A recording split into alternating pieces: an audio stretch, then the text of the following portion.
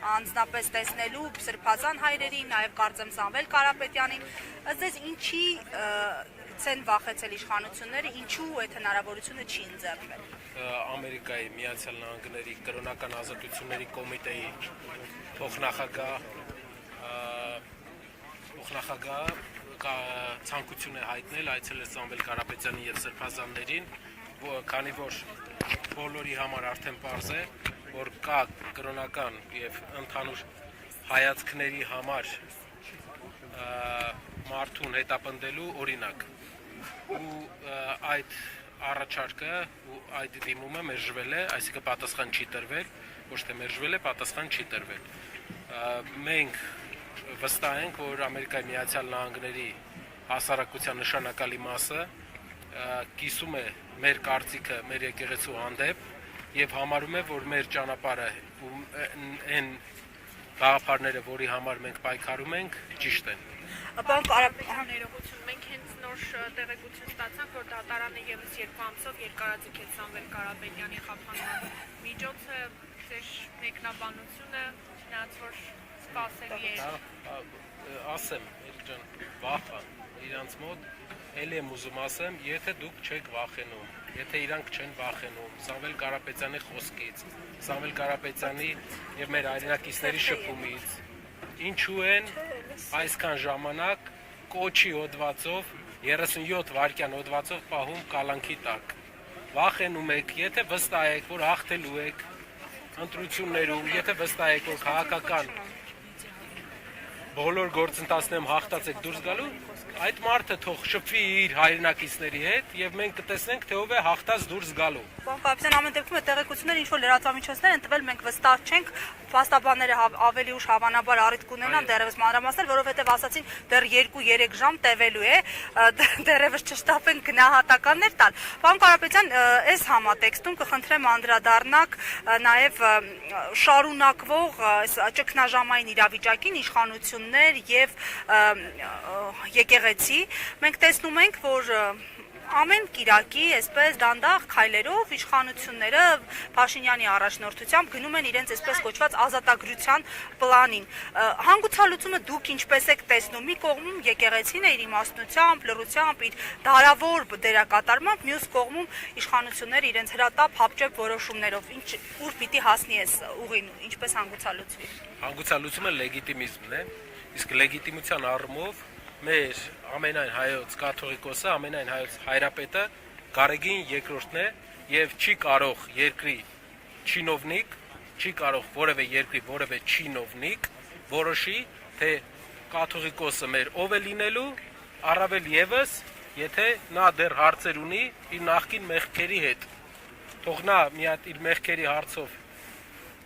ապաշխարության գա, նոր մեզ հրամցնի իր տեսլականը եկեղեցու հետ կապված։ Պարոն Կարապետյան, հեցի թեմային վերադառնալով,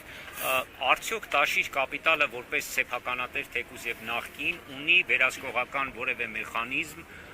պարզելու, թե ով է լինելու հաջորդ գնորդը, երբ որ կկատարվի այդ գործարքը։ Ասեմ այսպիսի բան, հեցի հետ կապված թեման, ինչ որ այսօր եղավ, դա գնում է դեմ Ստոկհոլմի արբիտրաժի որոշման դեմ։ Եվ բայց ելի եմ ուզում մեր հասարակության ասեմ, որ սա մեր հայացքների համար կրած ֆինանսական կորուստ է, բայց մենք պատրաստ ենք ելի այս կորուստին, ինչ վերաբերում է հետագա վաճառքի հետ կապված, եթե իրանք ուզենան։ Ստոկհոլմի արբիտրաժը արդեն արգելք է դրել, ոչ մի աշխարհում ոչ մի լուրջ վարկանիշ ունեցող ընկերություն չի գա, չի գնի որևէ ընկերություն, որը միջազգային արբիտրաժով արգելք է դրած նրա օտարման, նրա հետ կապված որևէ գործարք կատարելուն։ Եթե նրանք ուզում են ունենան միջազգային ներդրող Հայաստանում, նրանք պետք է հաշվի առնեն, որ այդ ներդրողները պետք է ունենան իրավունք արբիտրաժ դիմելու։ Եթե արբիտրաժ դիմելու իրավունքը մարդկանց ոտնահարվում է, ոչ մի լուրջ ներդրող Հայաստան չի գալու, միայն գալու են իրենց ընկերները, բացելու են բետոն ուզել ու Հայաստանում որևէ զարգացում մենք որակական չենք ունենալու։ Դրա հիմնական ապացույցը արդյունաբերության մեջ մեր անկումն է, եթե ոսկու առևտուրը հանենք, մեր արդյունաբերությունը անկման մեջ է, եթե գյուղատնտեսությունը անկման մեջ է, ներդրողներին ոչ մի մոտիվացիա չկա երկրում ներդրում անելու։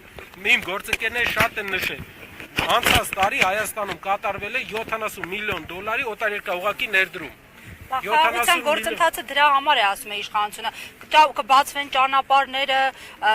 առևտուր կլինի, բոլորն ուրախ կլինեն եւ երջանիկ։ Շատ լավ։ Եվ խաղաղ։ Իրենց կառավարած Հայաստանում օտարերկրյա ներդրում է 70 միլիոն են,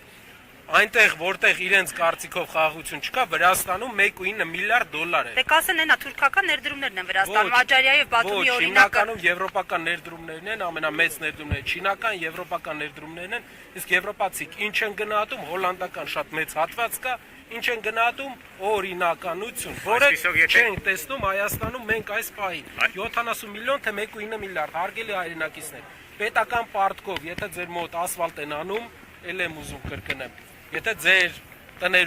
տների կողքը ասֆալտ են անում պետական պարտքով, դա չի նշանակում, որ մենք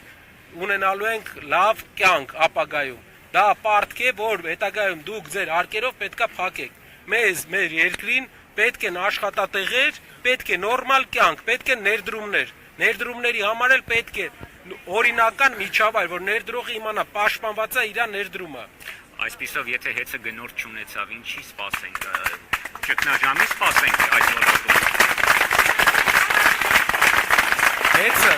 միակ տեղը, որտեղից հեծը, միակ տեղը։ Ճգնաժամի ոլորտում։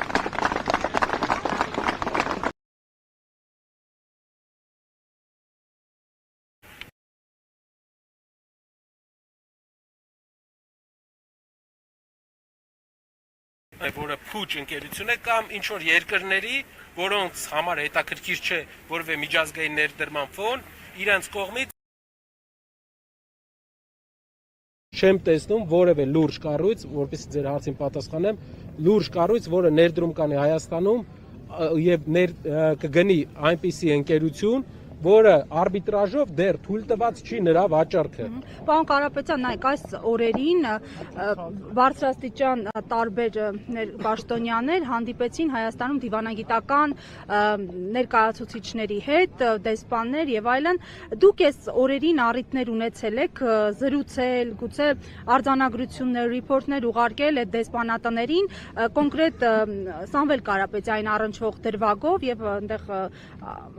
համատեքստով իրենց սրբազանների եւ այլն, եւ եթե այո, ինչ արձագանքներ են եղել, արդյոք միջազգային հանրությունը, Հայաստանում միջազգային տարբեր դերակատարները կարող են, այսպես ասած, ճնշում գործադրել, ազդեցություն ունենալ իշխանությունների որոշումների վրա։ Մեր երկիրը իզոլացված չի ապրում, մեր երկիրը համաշխարհային ընդհանուր ճարտարապետության մաս է եւ չենք կարող հաշվի չառնել համաշխարհային գաղափարական կենտրոնների ցել, որտեղ հետապնդում էր անվանվել Սամվել Կարապետյանի եւ arczepiskopos-ների հանդեպ տեղի ունեցածը։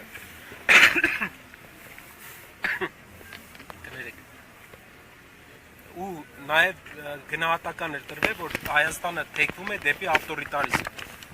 Դա մենք չենք ասում, դա Մեծ Բրիտանիայի պարլամենտում տեղի ունեցող քննարկման արդյունք է։ Չէ։ Ինչ է սա վկայում։ Ժամանակի ընթացքում այս ալիքը կուժեղանա եւ մենք կտեսնենք